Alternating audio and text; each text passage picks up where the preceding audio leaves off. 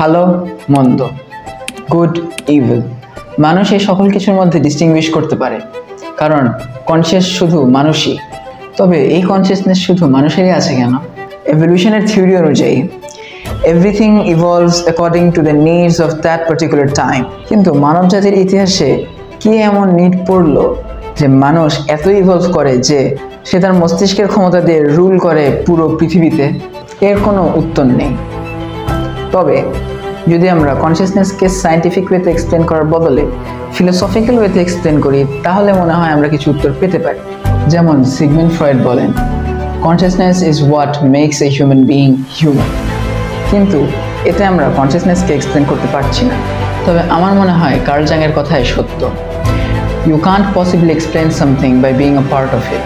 If you want to explain consciousness itself, then you need to be unconscious. But simply it is not possible.